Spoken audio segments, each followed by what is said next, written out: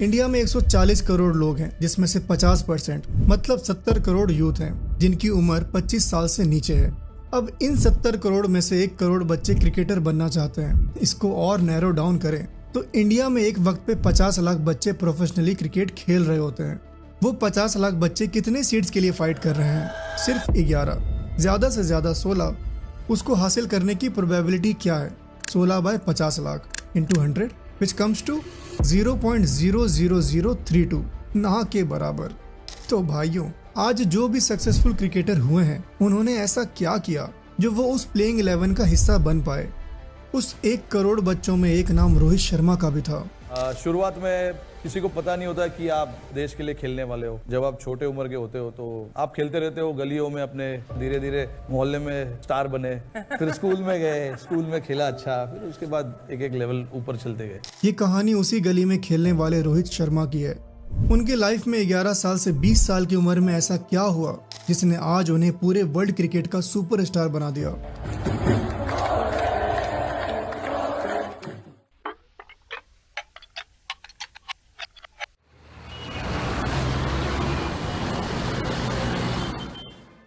रोहित शर्मा एक आम मुंबई का लड़का क्रिकेट के सपने देखता था।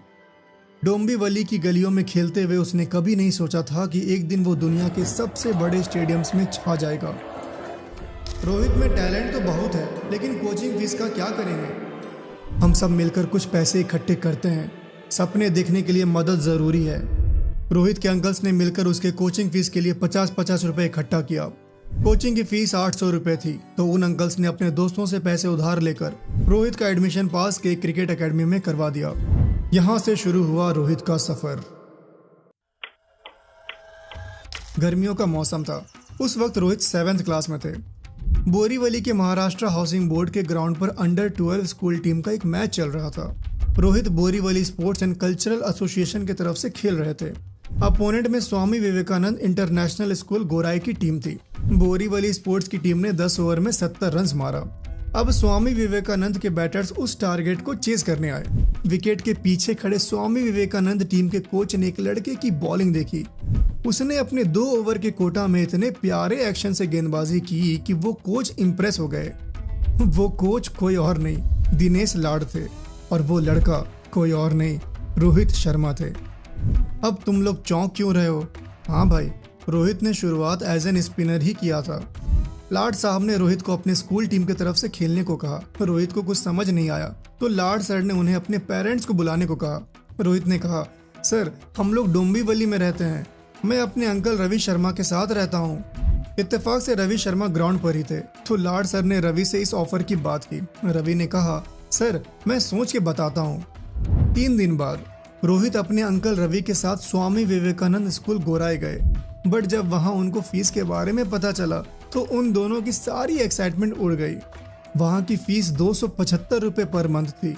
रवि ने कहा, सर जैसे तैसे करके 800 रुपये जमा किया और रोहित का अकेडमी में एडमिशन करवाया। अब और 275 रुपये कहाँ से लाएंगे? इस पर लाड सर ने उनसे कहा, रुको देखते हैं हम क्या कर सकते हैं। लाड सर डायरेक्टर के केबिन गए और उनसे रोहित के टैलेंट की बात की और पूछा, सर क्या हम रोहित को फ्रीशिप दे सकते हैं? लड़के में टैलेंट है, ये बहुत आगे तक जाएगा। योगेश पटेल स्कूल के डायरेक्टर फ्रीशिप के लिए मान गए। रोहित पहले स्टूडेंट थे जिन्हें स्वामी विवेकानंद इंटरनेशनल स्कूल से फ्रीशिप मिला था, पर अब हर साल 10-15 बच्चों को ये फ्रीशिप मिलता है। यहाँ पर कुछ बातें हैं जो अगर हम पीछे मुड़कर देखें तो उन सवाल के जवाब नहीं मिलते हैं।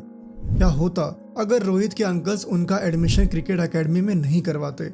क्या होता अगर दिनेश लाड उस 10 ओवर के रनचेज के दरमियान अपनी वाइफ को मछली खरीदा रहे होते? क्या होता अगर योगेश पटेल रोहित को फ्रीशिप नहीं देते? इसका जवाब आप लोग कमेंट्स में लिखिए।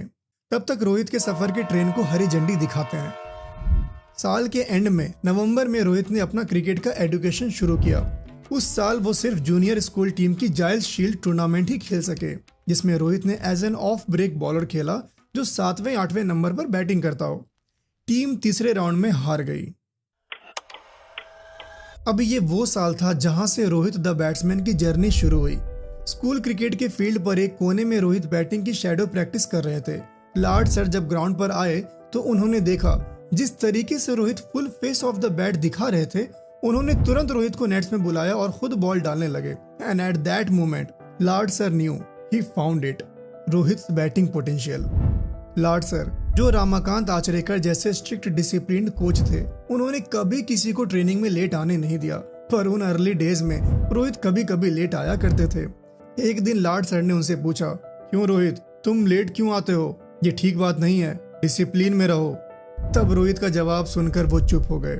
रोहित ने लॉर्ड सर को बताया, सर क्या करूं, टीवी बंद होने के बाद ही सो सकता हूं। रोहित को 2 रूम के फ्लैट में 3 मामा और दादी के साथ रहना पड़ता था। रोहित हॉल में सोता था, इसीलिए उसे टीवी बंद होने का वेट करना पड़ता था। लॉर्ड सर ने उस दिन से रोहित को बैटिंग ऑर्डर में प्रमोट करना शुरू किया, नेट्स में ज्यादा टाइम दिया और मैचेस में नंबर 4 पर बैटिंग करने का मौका दिया।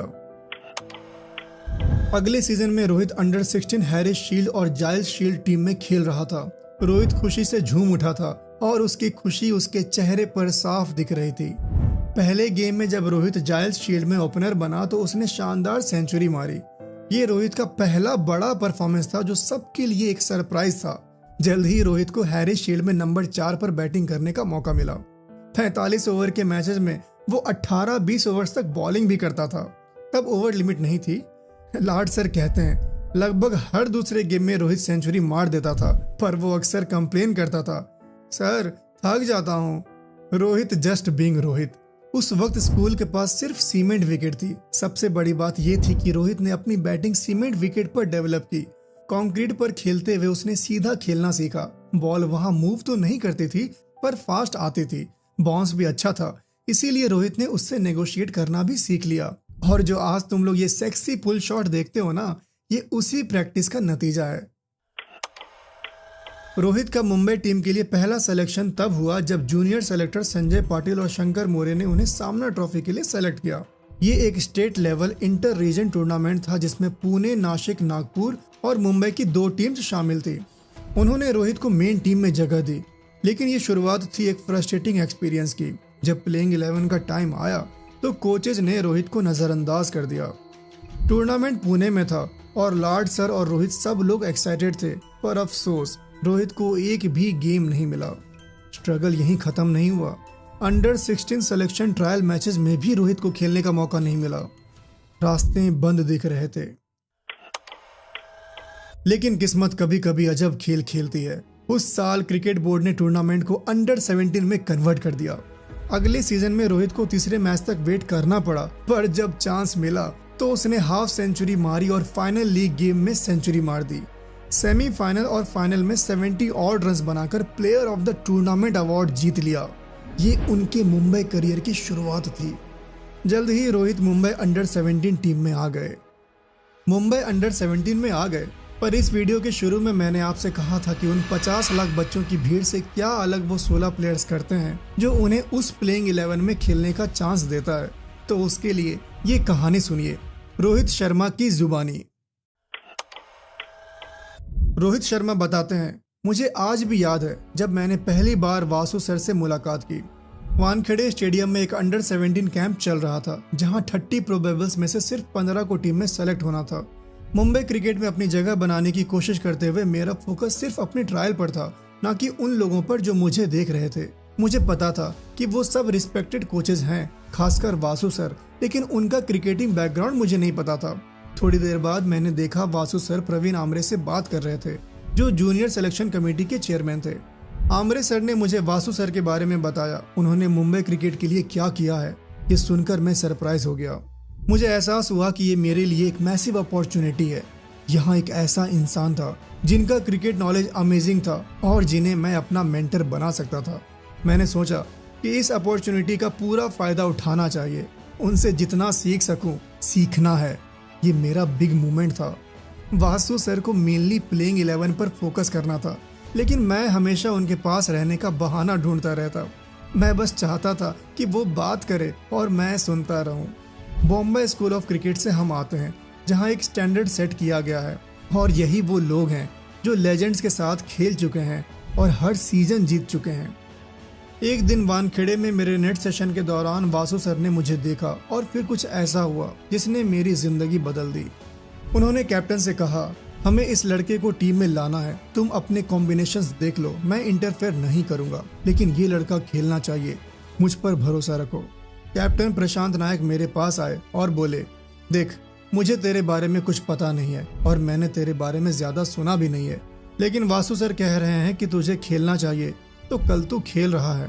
जब मैंने बड़ौदा में अंडर 17 गेम में सेंचुरी मारी, मुझे याद है वासु सर किरण मोरे से मेरे बारे में बात कर रहे थे। वासु सर ने मेरे अंदर एक स्पार्क देखा और वो हमेशा मेरी केस को पुश करते रहे। रोहित शर्मा का बड़ा ब्रेक तब आया जब उन्होंने top corporate team air India के अगेंस्ट सेंचुरी मारी।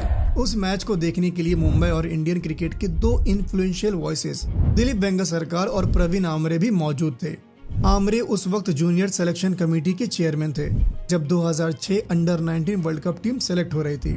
जब स्क्वाड का अनाउंसमेंट हुआ, रोहित का उसमें नाम था। और वेंगसरकर 2007 में सीनियर सिलेक्शन कमेटी के चेयरमैन थे जब 2006 चैंपियंस ट्रॉफी आयरलैंड और इंग्लैंड के अगेंस्ट ओडीआईज और वर्ल्ड 2020 के लिए टीम्स सेलेक्ट हो रही थी। रोहित को इन तीनों टीम्स में जगह मिली थी। सबसे पहले बात करते हैं 2006 अंडर 19 वर्ल्ड कप के परफॉर्मेंस की। 6 मैच में रोहित ने बल्ले से 205 रन बनाया, जिसमें 350 प्लस स्कोर्स थे।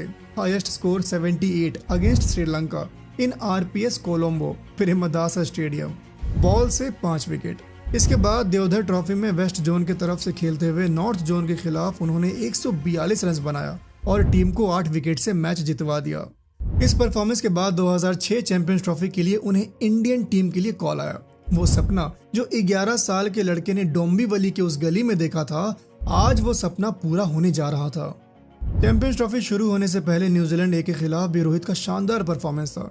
इस अर्धशतकीय पारी से उम्मीद और बढ़ गई थी कि 3 दिन बाद 15 अक्टूबर 2006 से शुरू होने वाले चैंपियंस ट्रॉफी में शायद रोहित शर्मा को प्लेइंग 11 में मौका मिल जाए। पर शुरुआती दिनों की तरह रोहित को यहाँ भी एक लंबा इंतजार करना था। चैंपियंस ट्रॉफी में रोहित को मौका नहीं मिला और बिना किसी परफॉर्मेंस के साउथ अफ्रीका के खिलाफ ओडीआईज के लिए उन्हें टीम से ड्रॉप कर दिया। देखो, किसी भी प्लेयर के साथ करियर के शुरू में ऐसा ही होता है, ये कोई नई बात नहीं है। लेकिन रोहित शर्मा परफॉर्म करते रहे।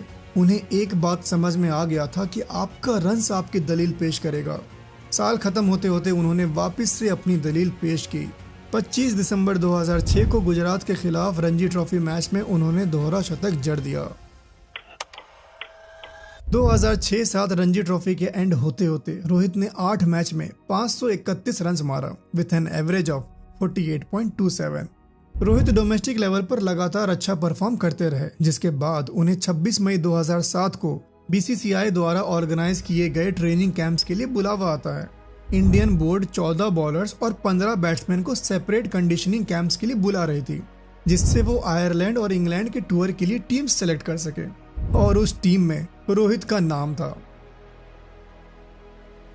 रोहित यूके के फ्लाइट पे जाने के लिए बहुत एक्साइटेड थे, लेकिन जैसे उनके अर्ली डेज थे वैसे ही ये भी एक लॉन्ग फ्रस्ट्रेटिंग वेट थी।